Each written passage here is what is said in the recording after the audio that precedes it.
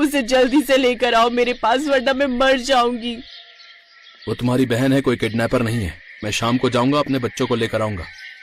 माया अपने बच्चे की याद में रोने लगी। वो एक पल के लिए भी अपने बच्चे को अपनी पलकों के सामने से नहीं हटाती थी। खैर, शाम को रवि विनोद के घर के बाहर पहुंचा। उसका घर बहुत आलीशान था। बाहर सिक्योरिटी गार्ड लगे हुए थे।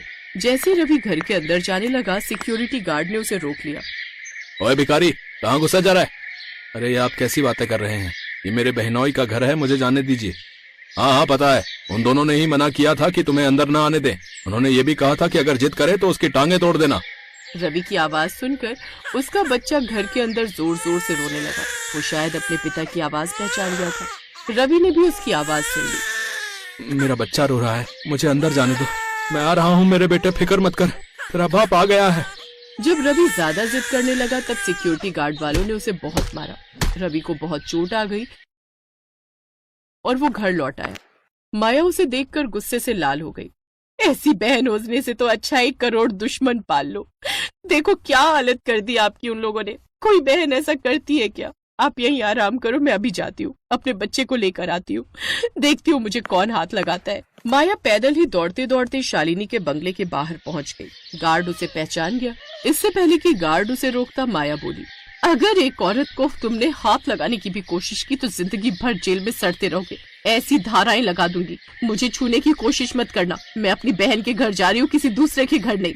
सिक्योरिटी गार्ड्स माया को देखकर डर गए और उसे घर के अंदर जाने दिया। माया सीधे अपने बच्चे की आवाज सुनकर उसके कमरे में पहुंच गई और बच्चे को उठाकर वहां से जाने लगी। पर तभी वहां पर विनोद और शालिनी आ गए। इतने में माया ने किचन से कुछ बर्तन उठाए और फेंक फेंक कर शालिनी और विनोद की खोपड़ी तोड़ दी। रुक जा शालिनी, रुक जा, अभी वो बहुत गुस्से में लग रही है।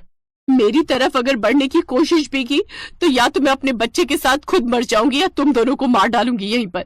अभी तक तुम लोगों ने मेरी ममता देखी है, नफरत नहीं। माया अपने बच्चे को लेकर अपनी झोपड़ी में वापस आ गई।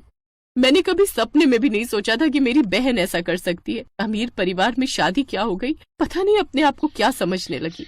ऐसे ही दिन बीतते गए। 3 साल रवि ने खूब मेहनत की। उसने अपने बच्चे का दाखिला एक सरकारी स्कूल में करवा दिया। रवि, हमारा बेटा स्कूल चला जाता है, मैं घर में अकेली रह जाती हूँ। मैं घर के बाहर चाय और पकौड़ी बनाकर बेचती हूँ, जिससे कमाई भी हो जाएगी और मेरा टाइम पास भी हो जाएगा। वैसे तुम्हारा आइडिया तो बहुत अच्छा है। अगर तुम्हारा काम चल गया तो मैं भी यही काम करने लगूंगा और हम दोनों मिलकर अपने बिजनेस को आगे बढ़ाएंगे। लेकिन इसके साथ एक काम और करेंगे। हमारे राजस्थान में लोगों को पानी की बड़ी समस्या है। जो लोग बाहर से घूमने आते हैं उन्हें भी यहाँ रेगिस्तान में पानी की समस्या होती है। तो हम लोग मुफ्त में उन लोगों को पानी पिलाएंगे। पानी पीने के बहाने वो लोग कुछ न कुछ तो खाएंगे ही। बिल्कुल सही कहा आपने। अगले दिन से माया ने घर के बाहर चाय पकौड़ी बेचना शुरू कर दिया और मुसाफिरों को मुफ्त में पानी पिलाना भी शुरू कर दिया। इस वजह से लोग अब उसकी दुकान पर खूब आने लगे और सुबह से लेकर शाम तक उसकी दुकान पर भीड़ ही लगी रहती थी। माया के हाथों से बने पकौड़े खाकर लोगों का मन तृप्त हो जाता था। जब उसकी दुकान खूब चलने लगी तो रवि ने भी दूसरे की नौकरी करना छोड़ खुद ही घर के बाहर एक छोटा सा ढाबा खोल लिया, जिसमें वो लोगों को 50 रुपए में भरपेट खाना खिलाने लगा। ऐसे करते करते 12 साल बीत गए और उनका बेटा नीरज अब बड़ा हो गया। एक दिन वो बहुत खुशी खुशी अपने घर लौटा। माँ, पापा, मैंने इंटर के एग्जाम में टॉप किया है। मुझे बहुत बड़े कॉलेज की तरफ से एक बहुत बड़ा ऑफर मिला है। मैं उस कॉलेज से कोई भी डिग्री मुफ्त में कर सकता हूँ। देखा माया, मैंने कहा था ना कि हमारा बेटा एक दिन हमारा नाम जरूर रोशन करेगा। पापा, मैं MBA करूंगा और आपके बिजनेस को बहुत बड़ा बनाऊंगा।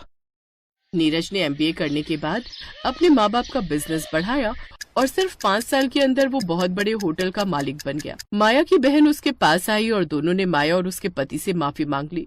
अब सब लोग खुशी खुशी रहने लगे।